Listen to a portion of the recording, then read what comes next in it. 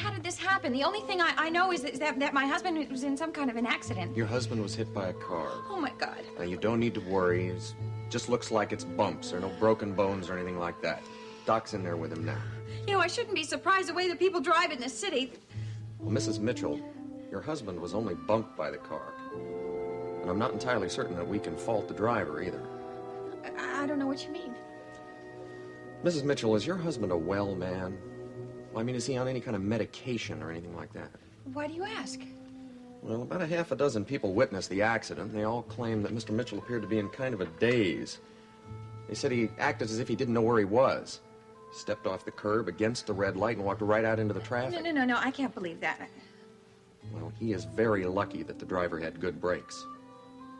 Now, I've got the driver's name and license number in case you'd like to file an insurance claim. No, I don't care about that, just as long as Kurt's all right.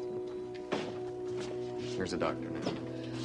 Doctor, I'm Kurt Mitchell's wife. How is he? Well, you can go in and see for yourself if you'd like. But just keep in mind that he's still in mild shock. Thank you. Kirk, are you all right? Hey, what's a nice kid like you doing in a joint like this? Huh? What happened to your head? Oh, I bumped it on the way in. I got here as soon as I could. How are you? I'm fine. Only hurts when I breathe. Oh, Kirk, I was so worried about you. Hey, I'm okay. You should see the other guy. Thank God you're alive. Nurse, could you take his blood pressure now, please? Wait a second, Herbie. You sure that's right? I mean, isn't the ankle bones connected to the shin bone? What are you doing in these parts? I thought all your patients had private rooms overlooking the park. I'm just wandering around. Actually, Nicole is visiting. A friend of hers is in for some minor procedure. We're going to have a bite to eat afterwards. And I'm on till midnight? Yo, too bad. Where is the justice? You got your hands full, huh? I have a feeling it's going to be one of those days. Say, how'd you like to do a pal a favor? Sure, if I can. Well, I'm supposed to give the bruised ribs in room C the standard take care of yourself speech before I released him. He's in with his wife now, but maybe after lunch you could look in on him for me. Sure, I'll do that for you.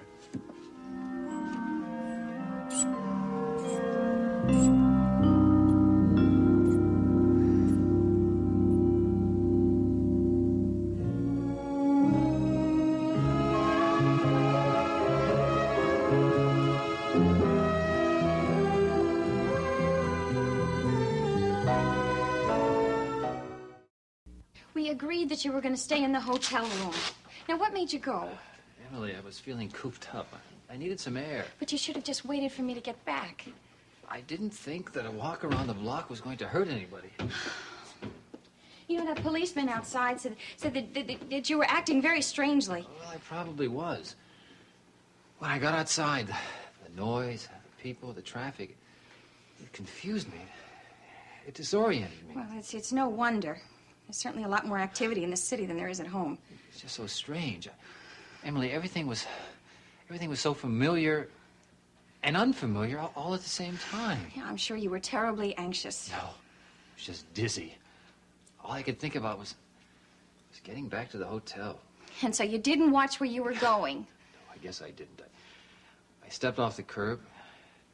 Next thing I remember, the blaring of the horns. And then the street came up and hit me in the face. You know, you're really lucky that car only bumped you. You could have been killed. I'm not lucky. I'm stupid, Emily. I'm stupid. Look, now, just next time you promise me that you'll be more careful. I don't know what I'd do if anything happened to you. I wanted to be incognito, so what happened? I have half the city of Monticello staring down at me. Well, you don't have to worry about the police anymore. What do you mean? What'd you find out at headquarters? Well, I talked to this very cooperative detective, a woman, a very pretty Emily, one. go on. What did she say? Well, the car theft that you committed in Monticello, it's on file. And go on. Well, there were some other charges, but there were no convictions. And there was nothing very serious, and it all happened a long time ago, 1971. It was 9 years ago. What did I do afterwards? You left town. Where'd I go? They don't know. Look, it's not important.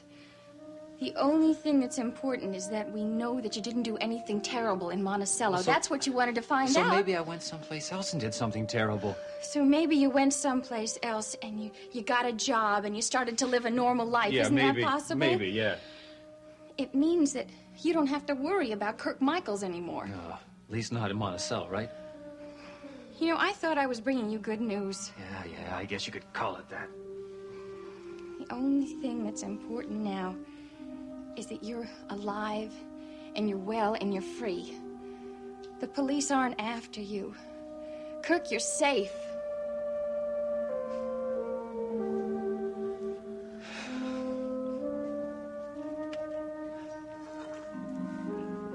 You shouldn't have gone to the trouble, Molly. I'm afraid I don't have much of an appetite. Starving yourself isn't going to do anyone any good. I'm fine.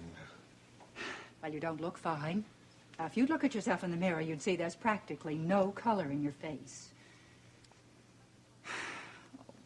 Dr. Galt, you mustn't worry so much about Emily. Like it or not, she and Mr. Kirk are in Monticello.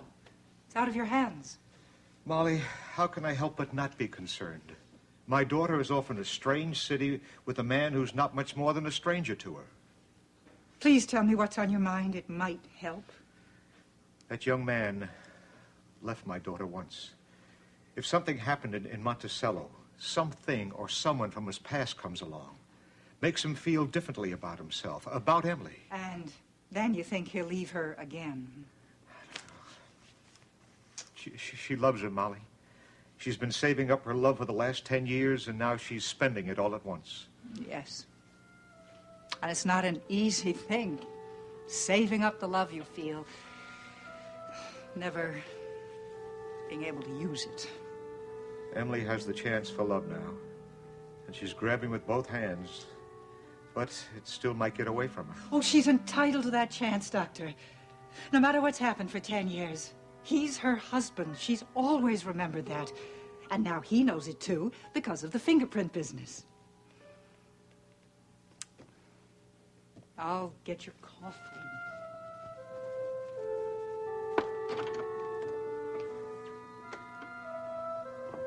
Yes, the fingerprint business.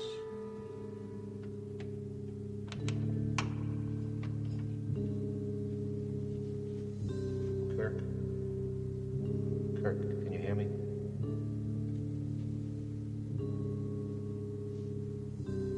You'll sleep well tonight.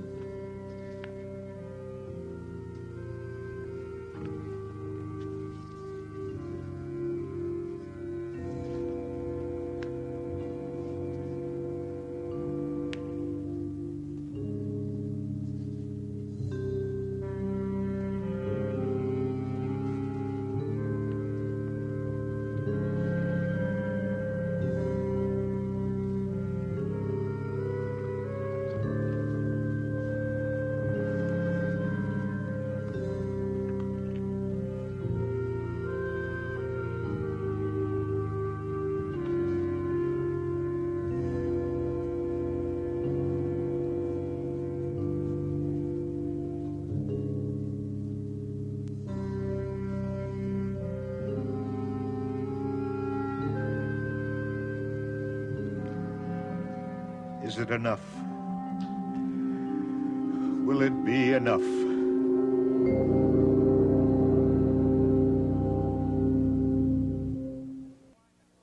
Look, I mean it. I mean, why not? Look, all we have to do is get a picture of Raven from Logan, right? Blow it up into one of those big wanted kinds of posters and put it in every beauty parlor and expensive dress shop in town. Now, that ought to flush her out right quick, don't you think? Oh, that's a great idea, Calvin. Sooner or later, we'll find out Raven's address, but I don't think that that's going to help Logan get Jamie back.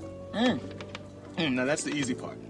All Logan has to do, see, is wait until the babysitter's alone with Jamie. Then he goes up to the front door, knocks on it, makes a few legal noises, takes the kid, and scoots. Fight fire with fire, huh? Right. Except Logan is the one who gets burned. Yeah, that's true. I don't think Logan's going to do something like that. Yeah, well, I don't see what the alternative is. I mean, how else is he going to get the baby back?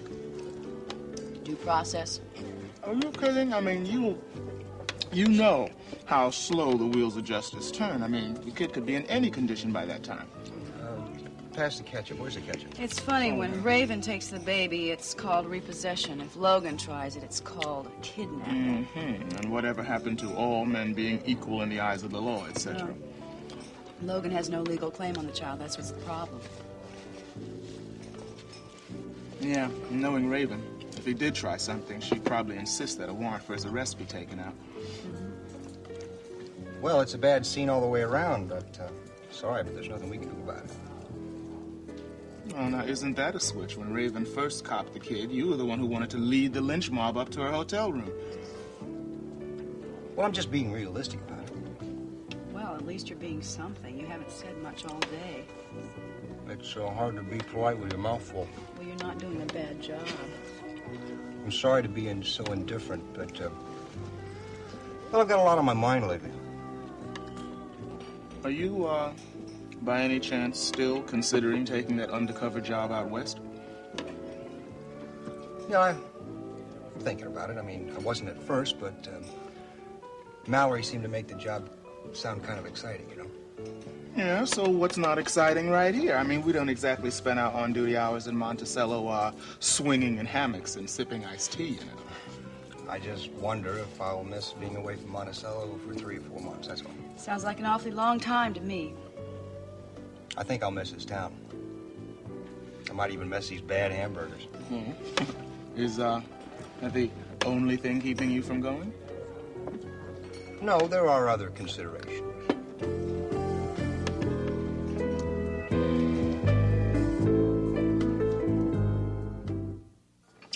Well, I think I'm going to have to ask you guys to excuse me. I'm due for a lineup, and you know how they hate to start without the arresting officer. Well, looks like it's about that time. I better go, too. I haven't finished my sandwich. Why don't you stay with me for a few minutes, Deborah? Do you mind, Cal? No. Look, sit tight, and if anybody's looking for you, I'll send someone over with the word, okay? Okay. See you guys later. Take care.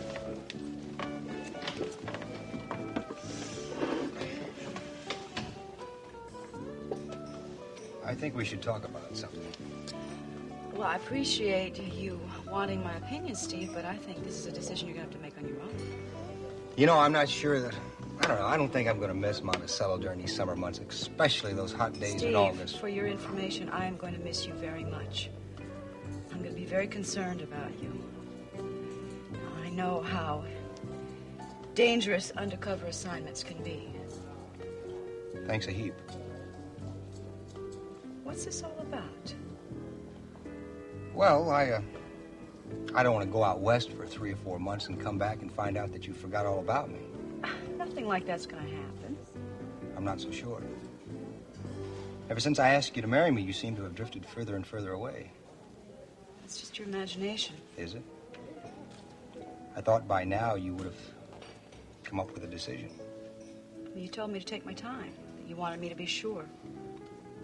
You know, if I hop on that plane for 3 or 4 months, it's going to give you a little longer to avoid the issue. I am not avoiding the issue, Steve. I've been very busy these days. And this whole thing with Jamie's just come up. Okay. I've been trying to find a time and a place to sit down and discuss it with you. Well, then you have a decision. I love you, Steve. And if that were the only consideration, I would have said yes to you a long time ago. But love isn't the only consideration. What do you think it should be? Honestly, Steve, do you? Would you make any sacrifice for love? Would you be willing to give up everything else you believe in just to be with somebody you love? People have been doing that for ages. And people have been regretting it for ages, too. Steve, I just don't think it's right to ask somebody to make sacrifices. Deborah, I ask you to marry me. I don't think that that's a sacrifice. Steve, you don't want to be married to a cop. You want a wife. What is wrong with that?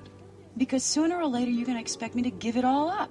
You're going to want me to have babies and have a family and do everything that you think married life is about. I want that too, but I don't want it now. All right. So it's a turn down. Don't use that word. What else do you want to call it? It's more important to you to have a job and be a cop than to have a marriage.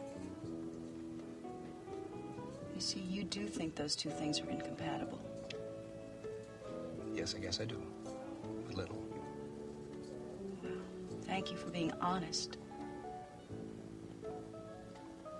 Well, I guess it's not entirely hopeless. If we both tried.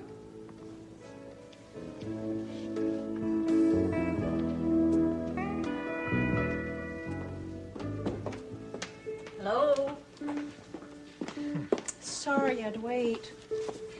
Barbara's doctor says that she's going to be out of bed tomorrow and that she should be out of the hospital in about a week. That's good. That's good. Listen, I'm running late now. What do you say we eat in the magnificent splendor of the hospital cafeteria? All right. Well, I'll just have a cup of coffee and I'll watch you feed your face. Oh, no, the food's not that bad. The AMA gave it 3 scalpels. Oh, I know. Listen, I'm not really hungry anyway. I had lunch with Nancy before I came over Oh, really? here. How is she? She's quite good. She heard some excellent news and it really made her day. Really? Anything I might be interested in? No, you know about it already. I do. Uh-huh. I hope you don't mind that I kind of let the cat out of the bag, or should I say the baby out of the bag. You told Nancy we were planning to have a baby? Well, you know, ever since we agreed about it, I've been really excited, and I just had to share the news. Who else is expecting you to become an expectant mother? Just April. Oh, just April. Oh, Well, I of had course. to tell April. Sure you did. She's going to be a child's aunt. I know, sure. And Geraldine. Geraldine. Oh, right. Was she happy about it? Yeah, she really was, That's and good. with just about a dozen strangers that I stopped on the dozen? street. Oh, they take the news well, do they? They were all thrilled. All of Thrilled? them, yeah. Well, that's nice. Kind of ruins my surprise. Oh, what surprise. Well, it's just now that so many people know about it, it's no point in my running that full-page ad in the Monticello News I was planning to place. Oh, your word. Well, since you're in such a good mood, maybe it's the ideal time to ask you for a favor. Oh, name it. It's yours. You know, I've never been able to pass up doing a favor for a beautiful woman. Oh, yeah? Well, the beautiful woman is Nancy. Her nephew, Kelly, is interested in getting into show business, and Nancy thinks you might be able to help him. Me? Mm-hmm. The only openings I ever arranged for are in operating room. No, well, you see, Kelly evidently is a very talented but inexperienced puppeteer. Well, what could I do? Well, Nancy thinks he might be able to get some experience by doing charity performances, maybe in a hospital. Oh, good Lord, they're always looking for volunteers to help entertain the patients. Right. Well, Kelly could go in and do that, but he has to know how to apply officially. Oh, we got a social worker who coordinates bedside programs. I'm sure she'd be happy to have him put on a show. Wonderful. Yeah. As a matter of fact, you know where he might be a big hit is in the children's ward. I'll see if I can set something up. Of course. all right? Well, listen, since you're being so great about this, why don't I buy you lunch? I'm not going to pass that up. Ready when Listen, you we are. got to make a small detour. I promised Herb Marriott that I would look in on a patient of his, all right? Sure. Down this way.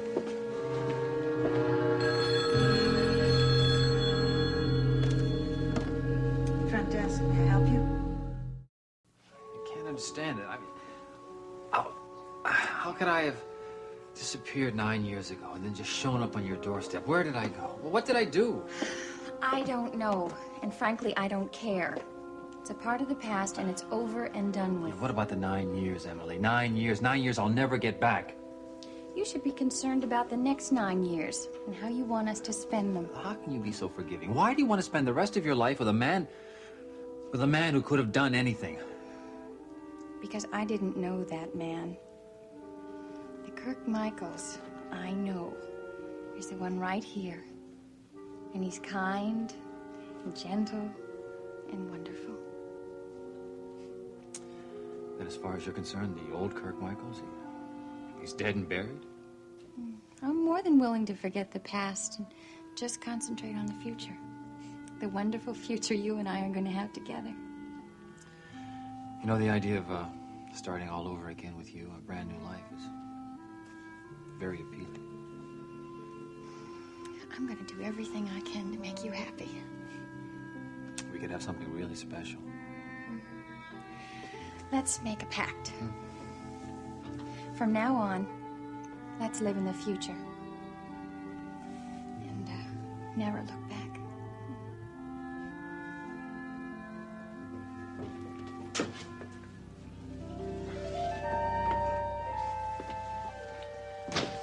Looks to me like your patient is getting all the tender, loving care he needs.